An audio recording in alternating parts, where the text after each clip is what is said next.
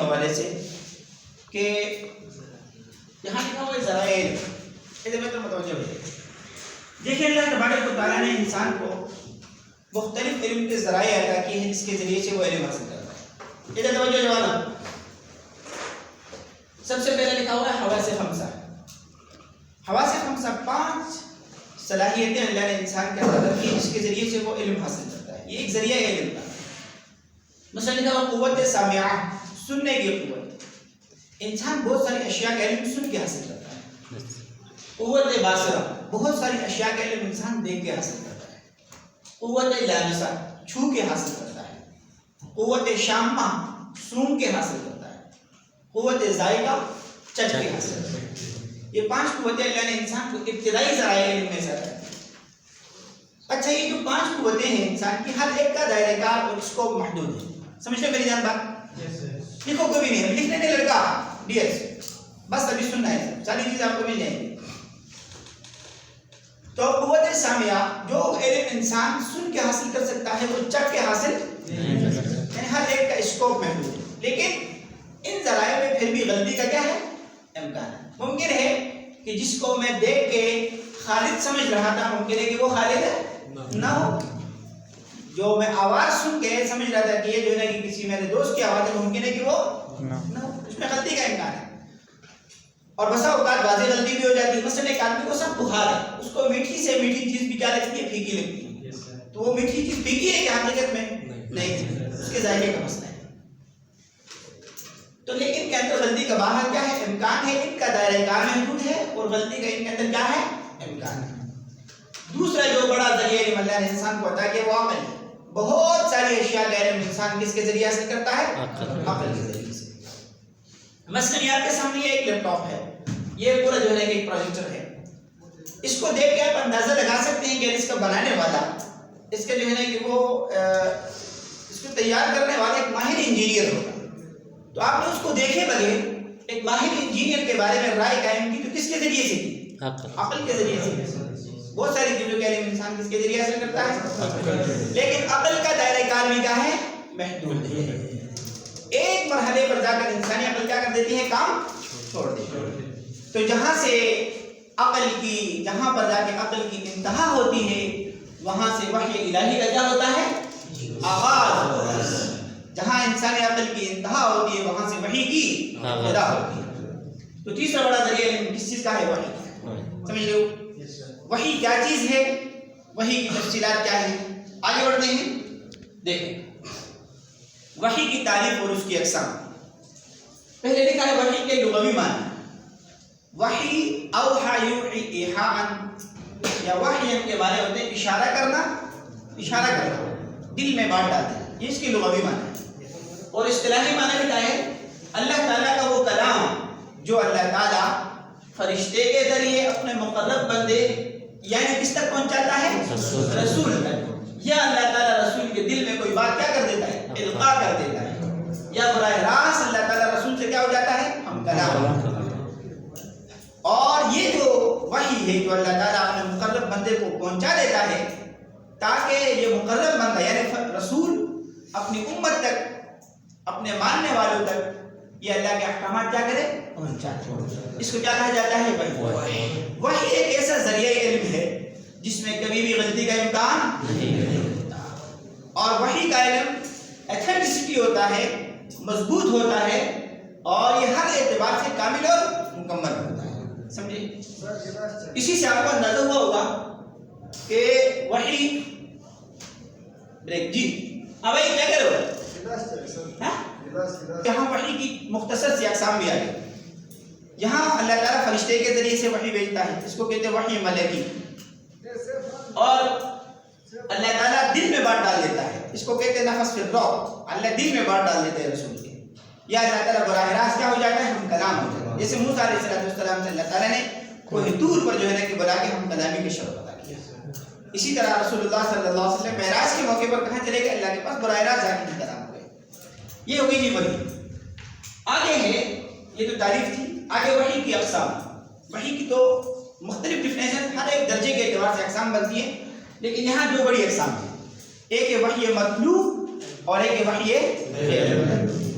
وحی مطلوب وہ وحی جس کی تلاوت کی جاتی ہے، یعنی الفاظ اور معنی دونوں کس کی طرف سے ہوں؟ اللہ کی طرف سے. الفاظ اور معنی دونوں کس کی طرف سے؟ مینس قرآن کریم. کیا بھائی؟ قرآن کریم کے الفاظ بھی اللہ کی طرف سے، معنی بھی کس کی طرف سے ہیں؟ اس کو کہتے ہیں وحی مطلوب، جس کی تلاوت کی جاتی ہے. وحی غیر مطلوب جس میں الفاظ نبی کے ہیں لیکن معنی اور مفہوم کس کا ہے؟ اللہ کا. اس لیے کہ رسول جو کچھ بھی کہتا ہے وہ اپنی ذاتی رائے سے نہیں کہتا. وَمَا يَنْطِقُ عَنِ الْهَوَىٰ إِنْ هُوَ إِلَّا وَحْيٌ يُوحَىٰ. تو رسول کا جو کلام ہے یا رسول کی جو احادیث مبارکہ ہے نبی کریم صلی اللہ علیہ وسلم کی، وہ بھی کیا ہے؟ وحی. لیکن وہ وحی غیر مطلوب جس کی تلاوت، یعنی جہاں پر الفاظ نبی کریم صلی اللہ علیہ وسلم کے معنی اور مفہوم کس کی طرف سے متعین ہے؟ اللہ. آگے ہے کہ یہ تو مختصر سی بات ہو گئی، مزید آپ کو کام دیا جا رہا ہے، اس کو آپ دیکھیں. تاریخ نزول قرآن کریم کو جمع قرآن کریم. اب آتے ہیں قرآن کریم کے نازل ہونے کی جو تفصیلات ہے اس پر. یہ تو آپ کو پتہ ہے کہ نبی کریم صلی اللہ علیہ وسلم نبوت ملنے سے بہت پہلے 6 مہینے پہلے بالکل عزلت کی طرف مائل ہو گئے، یعنی معاملات اور دیگر دنیا کے لوگوں سے ملاقاتیں یہ چیزیں چھوڑ کر غار حرا میں جا کے مقیم ہوتے تھے. 6 مہینے وہاں رہے، اور اس سے پہلے خواب آپ صلی اللہ علیہ وسلم کو آتے تھے، رؤیا صادقہ، جو دیکھتے تھے رات کو دن کو وہیں ہو جاتا تھا. اس دوران ایک مرتبہ اللہ کے رسول غار حرا میں موجود تھے، فرشتہ آیا اور حضرت جبرائیل علیہ السلام اپنی اصلی شکل میں، اور آگے جو ہے کہ ملاقات کی، کہا کہ اقرا، آپ پڑھیں. اللہ کے رسول نے فرمایا کہ ما انا بقارئ، میں پڑھنے والا نہیں، یا میں پڑھ نہیں سکتا. ٹھیک ہو گیا. جو 3 مرتبہ یہ تکرار ہوا، اس کے بعد اللہ کے رسول کو سینے سے لگایا، پھر چھوڑ دیا. پھر کہا اقرا بسم ربک الذی خلق خلق الانسان من علق اقرا وربک الاکرم الذی علم بالقلم. یہ آیتیں نازل ہو گئی. اللہ کے رسول جو ہے نا کہ وہاں سے واپس آئے حضرت خدیجہ کے پاس. پورا واقعہ آپ لوگوں نے پڑھ لیا ہے اور لکھ کے مجھے بھیجا بھی ہے. ٹھیک ہے، یہ وحی کا ابتدائی نزول تھا. اس کے بعد جو ہے نا کہ پھر یہ بیچ میں تھوڑا سا وقفہ ہوا، پھر آیت نازل ہو گئی یا ایھا المدثر قم فانذر وربک فکبر وثیابک. پھر اللہ کے رسول کو کہا کہ اب بس جو ہے کہ وہ چادر اوڑھنے والے کھڑے ہو جاؤ، لوگوں کو اللہ کی طرف بلاؤ، اللہ کے عذاب سے ڈراؤ. ٹھیک ہے. پھر آگے اللہ کے رسول نے دعوت کا آغاز کیا. اس طرح تقریباً 13 سال مکہ مکرمہ میں قرآن کریم کے مختلف آیات موقع کی مناسبت سے کیا ہوتی رہی؟ نازل ہوتی رہی. یہ مکی دور ہے. اس کے بعد اللہ کے رسول ہجرت کر کے کہاں تشریف لے گئے؟ مدینے میں. تو تقریباً 10 سال کا عرصہ وہاں بھی اپنے گزارا، اور مدینہ منورہ میں بھی تفصیلی طور پر قرآن کریم کی آیات موقع بموقع حالات کی مناسبت سے نازل ہوتی رہی. ٹھیک ہے دیگر. یہ ایک تفصیلی موضوع کا مختصر سا خلاصہ میں آپ کے سامنے پیش کر رہا ہوں. مزید آگے آپ لوگوں نے اس کا مطالعہ کرنا ہے. آگے ہے جی عہد رسالت میں حفاظت قرآن کریم کے طریقے. ہوتا اس طرح تھا کہ اللہ کے رسول جب قرآن کریم نازل ہوتا آپ خود یاد کرتے تھے. اور عجیب بات یہ ہے اللہ تعالیٰ کا نظام ہے کہ ہر زمانے اور احوال کے مناسبت سے لوگ پیدا کرتا ہے. ابتدا میں عرب لوگوں کا سارا دار و مدار وہ یاداشت ہوتا، حفظ ہوتا. ان کے حافظے اتنے مضبوط ہوتے تھے کہ وہ اپنے اونٹوں کے نسب نامے تک یاد رکھتے تھے. یعنی اس اونٹ، پھر اس کے بعد اس سے پہلا اونٹ، اس سے اگلا والا، یہ پوری، اور ہزاروں اشعار ایک آدمی کی زبان پر ہوتے تھے. ان کے چھوٹے چھوٹے بچے بھی اشعار کہا کرتے تھے. یعنی ان کا حافظہ غضب تھا. جب قرآن کریم نازل ہوا تو صحابہ کرام رضوان اللہ علیہم اجمعین نے سب سے زیادہ اپنی توجہات جو لگائی وہ قرآن کی یاد کرنے کو لگائی. تو عہد رسالت میں 2 طریقے تھے. ایک تو یاد زبانی یاد کیا جاتا تھا، جس کو ہم نے لکھا ہے حفظ بالصدر، سینے کے ذریعے سے اس کو محفوظ کیا جاتا یاد کر کے. دوسرا طریقہ یہ تھا کہ قرآن کریم کی آیت نازل ہوتی تھی تو کچھ حضرات موجود تھے جن کو کاتبین وحی کہا جاتا ہے، وحی لکھنے والے. آپ صلی اللہ علیہ وسلم کو بلا کے آیت پڑھتے تھے اور لکھوا دیتے تھے. اس طرح یہ قرآن کریم کی آیات مختلف طریقوں سے مختلف حضرات کے پاس لکھی ہوئی کیا تھی؟ موجود تھی. اور یہ سلسلہ چلا یہاں تک کہ 23 سال میں تدریجاً قرآن کریم مکمل طور پر کیا ہو گیا؟ اور یہی 2 طریقے اپنائے گئے. ایک تو زبانی یاد کروایا گیا، دوسرا لکھوایا گیا. ٹھیک ہو گیا جی. جیسے ضرورتیں پیش آتی گئی اسی کی مناسبت سے قرآن کریم کیا ہو گیا؟ نازل ہو گیا. اور آپ صلی اللہ علیہ وسلم نے اپنی وفات سے پہلے 2 مرتبہ قرآن کریم زبانی طور پر حضرت جبرائیل علیہ السلام کے ساتھ دہرائے زبانی طور پر آپ پڑھتے تھے، جبرائیل علیہ السلام سنتے تھے، ورنہ ہر رمضان میں، ہر سال کے رمضان المبارک میں آپ صلی اللہ علیہ وسلم حضرت جبرائیل امین آتے تھے، جتنا قرآن کریم نازل ہوا آپ پڑھتے تھے اور جبرائیل امین کیا کرتے تھے، یہاں تک کہ آخری عمر کے آخری سال میں رمضان المبارک کے مہینے میں آپ صلی اللہ علیہ وسلم نے 2 مرتبہ کیا کیا، قرآن کریم کا دور کیا. سمجھی بات؟ پھر اس کے بعد آپ صلی اللہ علیہ وسلم دنیا سے تشریف لے گئے، حضرت بکر صدیق رضی اللہ تعالیٰ عنہ خلافت کے منصب پر آ گئے. تو اس کے بعد پھر قرآن کریم کی جمع، اب کیونکہ وحی کا سلسلہ مکمل ہو گیا، قرآن کریم مکمل طور پر نازل ہوا، تو آپ صلی اللہ علیہ وسلم کے زمانے میں قرآن کریم محفوظ تھا 2 طریقوں سے. ایک تو حفاظ کی، حافظوں کی، قرآن یاد کرنے والوں کی بڑی تعداد موجود تھی. دوسرا قرآن کریم لکھا ہوا بھی تھا، مختلف صحابہ کرام کے پاس، کسی کے پاس کوئی سورت، کسی کے پاس کوئی سورت، سارا اس طرح لکھا ہوا ہے.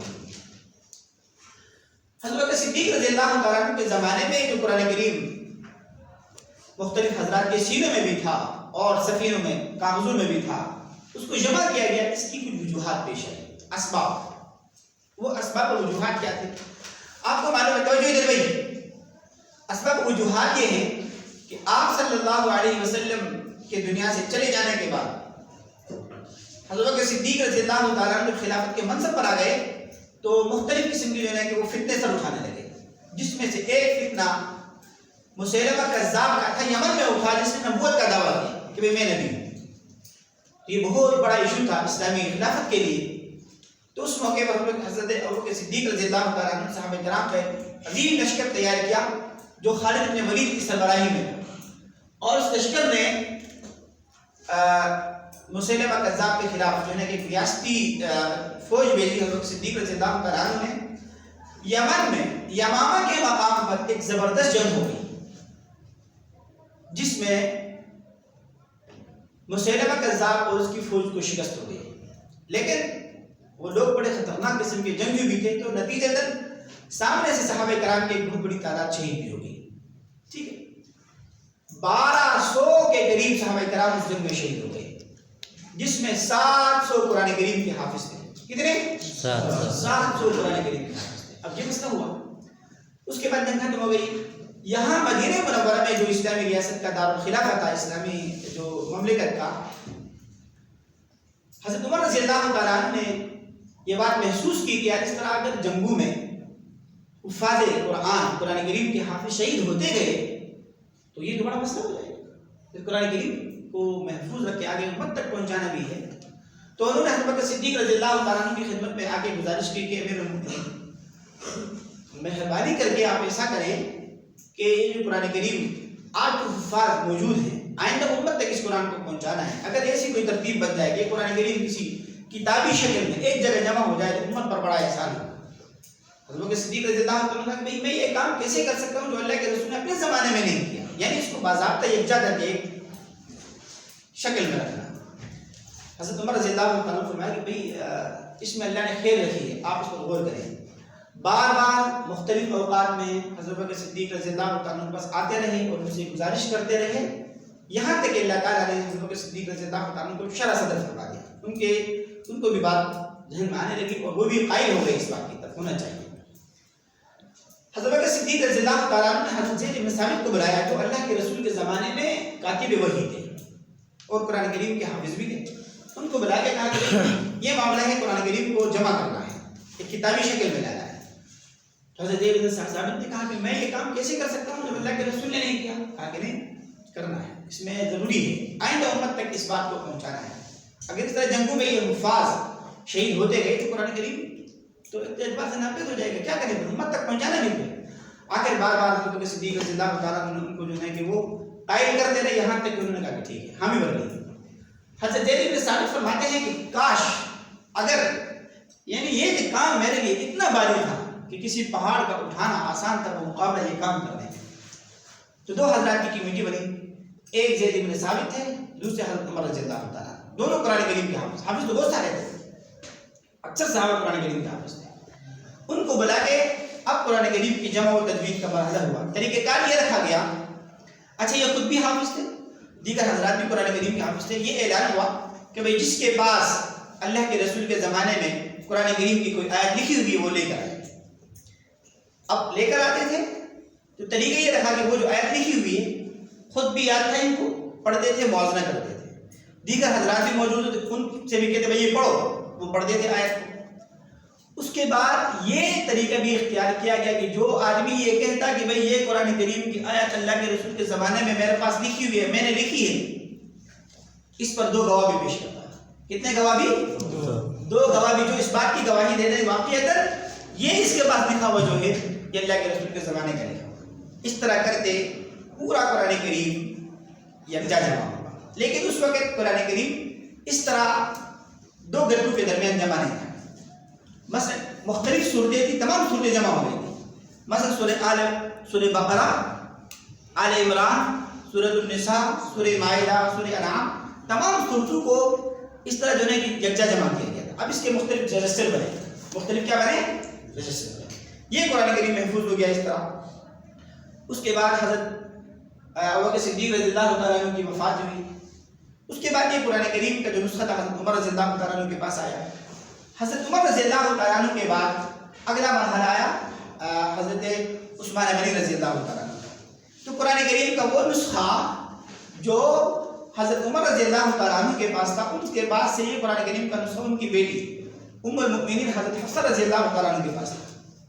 حضرت عثمان رضی اللہ تعالیٰ عنہ کے زمانے میں پھر سے ایک مرتبہ قرآن کریم کی جمع و تدوین ہوئی. اسباب و وجوہات اور طریقے جمع و تدوین, اب اس پر 2 بات کرنی ہے.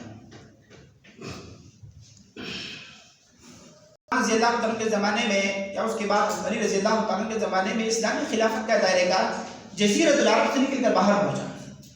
ٹھیک ہے, صحابی ہیں حضرت حذیفہ ابن یمان.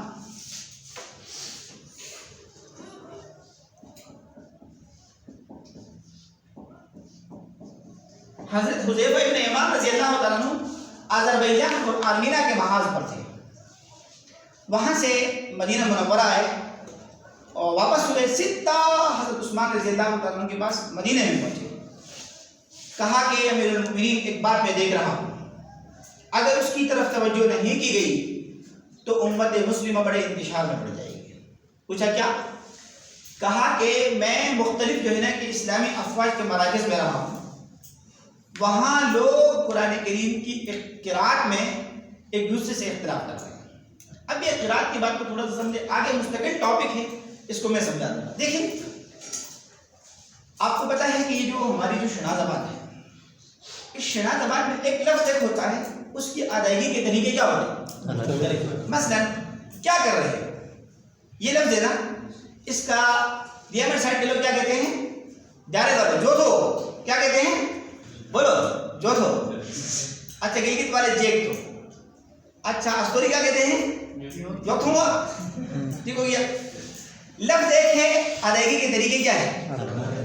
اسی طرح قرآن کریم کی لغات, آپ صلی اللہ علیہ وسلم کو اللہ تعالیٰ نے قرآن کریم کو مختلف 7 لغات میں پڑھنے کی اللہ نے اجازت دی تھی. دیکھیے قرآن کریم کی آیت ہے